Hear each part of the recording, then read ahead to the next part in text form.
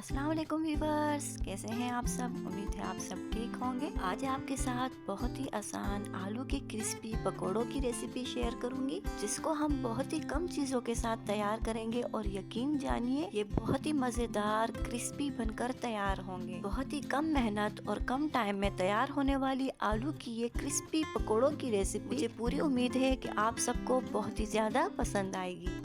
तो चलिए टाइम को ज़ाया किए बगैर स्टार्ट करते हैं अल्लाह के बाबरकत नाम से। बिस्मिल्लाहिर्रहमानिर्रहीम। यहाँ हमने एक बाउल लिया है जिसमें हम प्याज ऐड करेंगे। इसे मैंने गोल स्लाइसिस में कट कर लिए हैं। इस तरीके से गोल स्लाइसिस में कट करने से जो हमारे पकोड़े होते हैं वो बहुत ही क्रिस्पी बनते हैं और बहुत मज़ेदार होते हैं। अब हम इसमें आलू ऐड करेंगे। आलू की कटिंग आप देखें, इस तरीके से लंबे लंबे और पतले पतले मैंने कट किए हैं, बिल्कुल लच्छेदार जैसे हम फ्राइज़ बनाते हैं, पर इसकी कटिंग हमने फ्राइज़ से भी ज़्यादा बिल्कुल बारीक करनी है। इससे हमारे पकोड़े बहुत क्रिस्पी होते हैं, क्रंची होते हैं। एक मैंने हरी मिर्ची ली थी जिसे बारीक बारीक कट कर लिया है, इसे ऐड करेंगे। एक दरमियानी साइज का टमाटर लिया है जिसके बीज रिमूव कर लिए थे, इसे भी मैंने चॉप किया है, इसे ऐड करेंगे। टमाटर ऐड करने से पकोड़े अंदर से बहुत ही सॉफ्ट और जूसी होते हैं और बाहर से बहुत ही क्रिस्पी और क्रंची होते हैं।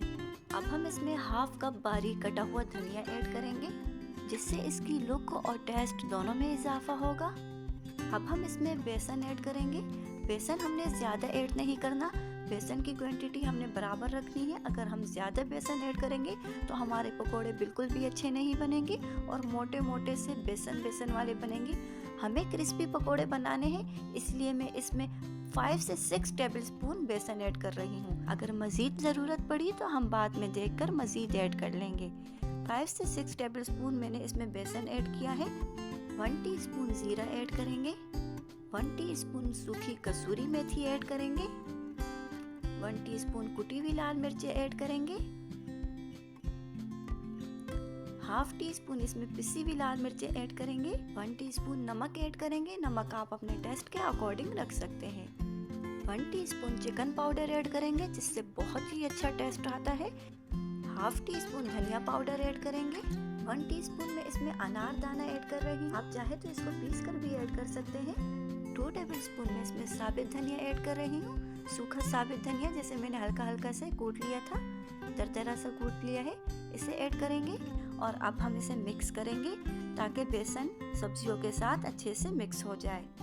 मिक्सिंग आपने बहुत अच्छे से करनी है ताकि तमाम चीज़ें आपस में वेल कंबाइन हो जाए। मिक्सिंग करने के बाद मुझे इसमें बेसन थोड़ा कम लगा है, इसलिए मैं इसमें 2 से 3 टेबलस्पून भरकर मज़ीद बेसन ऐड करूँगी। और अब हम इसे मिक्स करेंगे पानी के साथ। थोड़ा सा हम इसमें पानी ऐड करेंगे और साथ साथ मिक्स करते जाएंगे। ज़्यादा पानी हमने ऐड नहीं करना और इसे थोड़ा सा पानी ऐड करके बस 2 से 3 टेबलस्पून पानी ऐड करेंगे ताकि ये बहुत ही अच्छी तरीके से आपस में मिक्स हो जाए। मसाले की मिक्सिंग हो चुकी है और मसाला रेडी हो चुका है। अब हम इसे ऊपर से कवर करके आधे घंटे के लिए रेस्ट देंगे।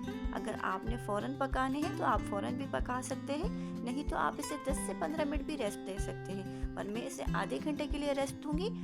आधा घंटा हो चुका है और आप देखें मसाला जो हमने रेडी किया है वो बहुत अच्छे से सेट हो चुका है। हमें बिल्कुल इसी तरीके से चाहिए था, ये आप देखें। मिक्स करेंगे और फिर चलते हैं इसे फ्राई करने की तरफ। कढ़ाई में हमने ऑयल को गर्म करने के लिए रख दिया था। अब जो पकोड़ों का हमने मसाला रेडी किया है उसे 1 बाय 1 हम इसमें ऐड करेंगे। आप किसी स्पून से भी ऐड कर सकते हैं, पर मैं इसे हाथों से ऐड करूंगी, जिससे ये बहुत ही क्रंची क्रंची बनते हैं और मुझे इस तरीके से इजी लगता है, इसलिए मैं इसे हाथों से ही ऐड करूंगी। अगर आप रमज़ान में इस तरीके से क्रिस्पी पकोड़े बनाएंगे तो तमाम रोज़ेदारों की दुआएं समेटेंगे। एक तरफ से फ्राई करने के बाद अब हम इसकी साइड चेंज करेंगे और दूसरी तरफ से भी इसे खूबसूरत सा गोल्डन सा कलर देंगे। जिससे कि आपकी मर्जी के मुताबिक खूबसूरत सा कलर आ जाए तो आप भी पकोड़ों को निकाल देना है और अफ्तारी के टाइम गर्मा गर्म सर्व कर देना है। रमज़ान स्पेशल क्रिस्पी पकोड़े, ऊपर से क्रिस्पी और अंदर से सॉफ्ट और जूसी पकोड़े हमारे बिल्कुल रेडी है। उम्मीद है आपको मेरी ये रेसिपी बहुत ही पसंद आई होगी। अगर आप चैनल पर नए हैं तो चैनल को लाइक कीजिए, सब्सक्राइब कीजिए और रेसिपी को ट्राई करके मुझे कमेंट बॉक्स में लाजमी बताइएगा कि मेरी रेसिपी आपको किस तरह लगी और आपने किस तरह बनाई। तो चलिए फिर मिलते हैं एक अच्छी सी रेसिपी के साथ। तब तक के लिए अल्लाह हाफिज़।